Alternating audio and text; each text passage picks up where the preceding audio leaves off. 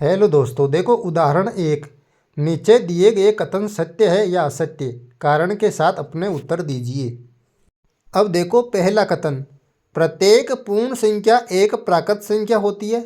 देखो पूर्ण संख्या जो होती है वो 0 से स्टार्ट होती है और अनंत तक चलती है, और प्राकृत संख्या जो होती है वो 1 से स्टार्ट होती है और अनंत तक चलती है। यहाँ पर देखो जीरो जीरो जो पूर्ण संख्या तो है लेकिन प्राकृत संख्या नहीं है, इसलिए हम क्या कह सकते हैं कि प्रत्येक पूर्ण संख्या जो होती है एक प्राकृत संख्या नहीं होती है।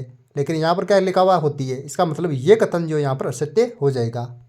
तो इस कथन की जगह मैं लिख दूंगा यहाँ पर जो है असत्य। अब देखो पहले का दूसरा, प्रत्येक पूर्णांक एक परिमेय संख्या होता है।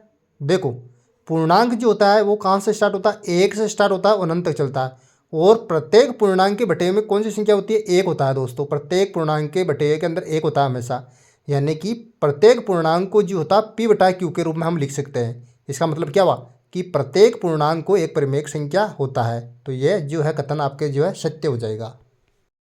तो यहाँ पर लिख दूंगा मैं सत्य, तो ये लिख दिया सत्य।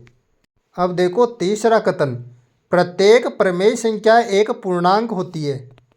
देखो परिमेय संख्या को हम पी बटा क्यू के रूप में लिख सकते हैं, यानी कि परिमेय कोई मान लो मैं परिमेय ले रहा हूँ 3/5। ये 3/5 जो है परिमेय संख्या तो है लेकिन इसको पूर्णांक नहीं कह सकते हम। तो इसका मतलब क्या हुआ, यानी कि पूर्णांक जो होता है वो 1 से स्टार्ट होता है अनंत तक चलता है, और प्रत्येक पूर्णांक के बटे में केवल 1 होता है। तो देखो यहाँ पर जो है हम प्रत्येक परिमेय संख्या को एक पूर्णांक संख्या जो है नहीं कह सकते, क्योंकि यहाँ पर 3/5 जो परिमेय संख्या तो है लेकिन एक पूर्णांक नहीं है। तो ये कथन जो है असत्य हो जाएगा। तो यहाँ पर लिख दूंगा मैं असत्य, तो ये लिख दिया असत्य।